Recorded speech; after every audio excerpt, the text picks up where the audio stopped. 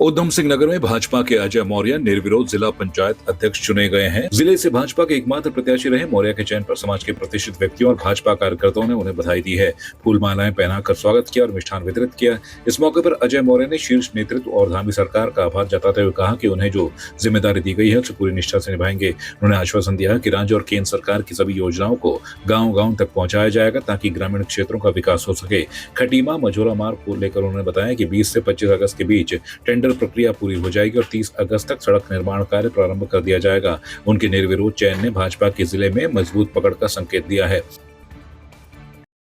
सबसे पहले तो मैं उत्तराखंड शीर्ष नेतृत्व का, संगठन का और हमारे उत्तराखंड के मुख्यमंत्री यशस्वी माननीय पुष्कर सिंह धामी जी का बहुत बहुत धन्यवाद करता हूँ, जो मुझे इतनी बड़ी जिम्मेदारी मुझ पे दी है, सौंपी है। तो जो यहाँ के जो उधम सिंह नगर के हमारे इस खटीमा से सभी जनप्रतिनिधि, हमारे कार्यकर्ताओं का जो मुझसे उम्मीद जुड़ी है, हम उस उम्मीदों पर खरा उतरेंगे। माननीय मुख्यमंत्री जी का आशीर्वाद है और माननीय मुख्यमंत्री जी की जो सरकार द्वारा जो भी योजनाएं चलाई जा रही हैं, केंद्र द्वारा जो भी हमारे उत्तराखंड राज्य के लिए लाई जा रही हैं, और हम सब लोग मिलकर प्रयास करेंगे उस सब योजनाओं को गाँव तक ले जाने का काम करेंगे। मझोला मार्ग ये पहले भी आया था विषय, लेकिन ये मार्ग का टेंडर हो चुका है।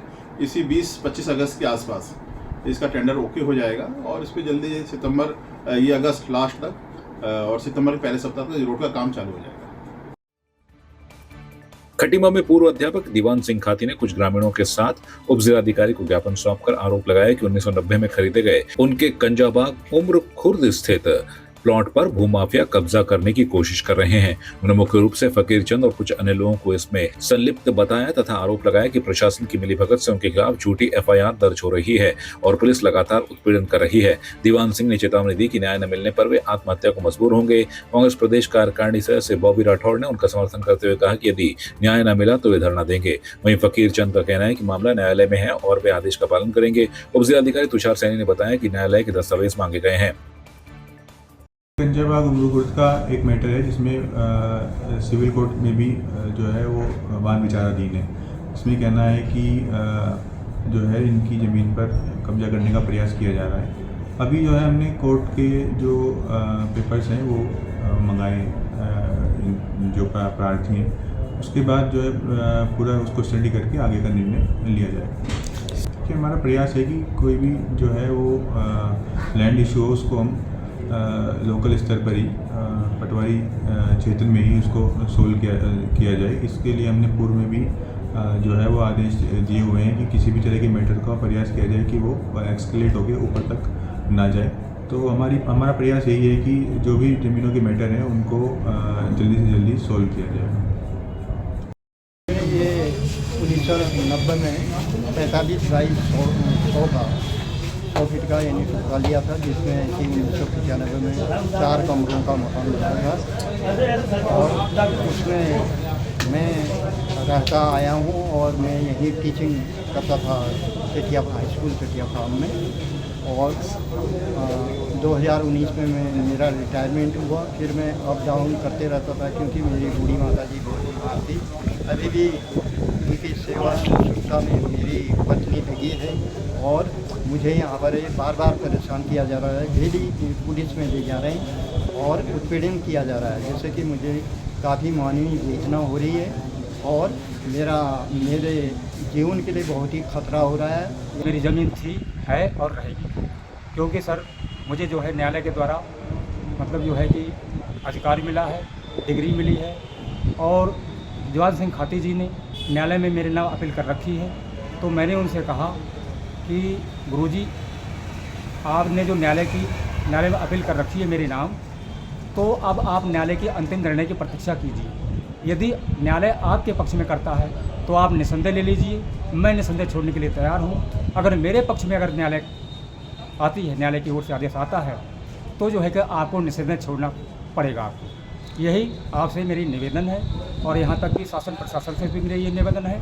आगे सर मुझे कुछ नहीं कहना। देखिए, मैं ये कहना चाहता हूँ कि हमारे जो पहाड़ों से आए हुए लोग हैं वो ज़्यादातर यहाँ जनजाति की ज़मीन है, तो वो बेचारे अपने जीवन भर की पूंजी मतलब जीवन भर काम किया उन्होंने। उसके बाद कोई आर्मी में थे, कोई टीचर हैं, वो सब लोग ने पहाड़ों से उतरकर यहाँ पर ज़मीन ली है।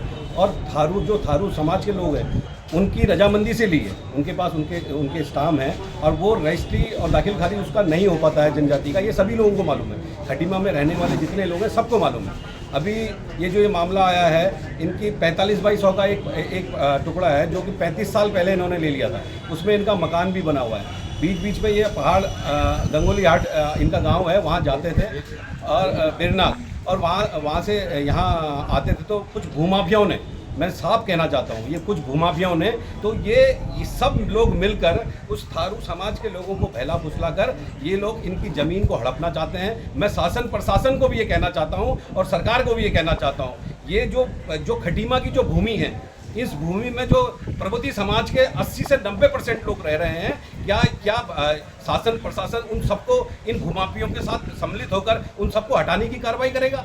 क्या शासन प्रशासन कब नींद से जागेगा, ये मैं कहना चाहता हूँ। उत्तराखंड यूपी सीमा पर हल्दी देवहा नदी में 20 वर्षीय विवाहित युवती ने अज्ञात कारणों से छलांग लगाकर आत्महत्या कर ली। घटना की सूचना मिलते ही 17 मील पुलिस चौकी प्रभारी ललित सिंह बेस्ट टीम के साथ मौके पर पहुंचे और तलाश शुरू की। क्षेत्र के तैराकों ने भी नदी में खोजबीन की, लेकिन सफलता नहीं मिली। एनडीआरएफ टीम को भी मौके पर बुलाकर सर्च ऑपरेशन जारी है। मृतका रोशनी थाना न्यूरिया ग्राम भंडारा निवासी थी, जो अपनी छोटी बहन चांदनी के साथ दवा लेने मंझोला बाजार गई थी। दवा लेने के बाद वो बहन को वहीं छोड़ हल्दा देवहा पुल पहुंची। फोन पर बातचीत खत्म होते ही नदी में कूद गई। 1 वर्ष पूर्व उनकी शादी यूपी के शाहजहांपुर बंडाग्राम देवकली निवासी सुदेश कुमार से हुई थी। रक्षाबंधन पर भाई उसे मायके लाया था। सूचना मिली थी कि कोई महिला यहाँ कूद गई है, तो ज्ञात हुआ है कि कोई भंडारा की है, कोई रोशनी नाम की महिला है। ये इसकी शादी कहीं शाहजहांपुर क्षेत्र में हुई, अपने मायके आई हुई थी। अभी 100 बरामद नहीं हुआ है, टीम बुलाई गई है, तलाश जारी है। अभी मृत्यु के कारण का भी कुछ कहा नहीं जा सकता है, क्या कारण होगा। करीब 4:30 या 5 बजे के बीच का समय था।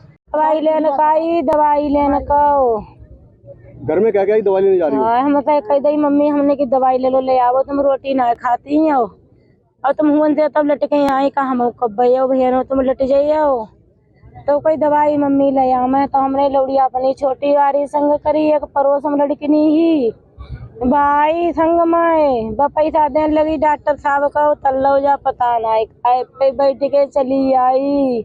बे ढूंढती रही होना है, कई 2 सहेली घर जात, सहेली घर बालक देखने गए हुआ मिली है ना। संवाद 365 के लिए खटीमा से अशोक सरकार की रिपोर्ट।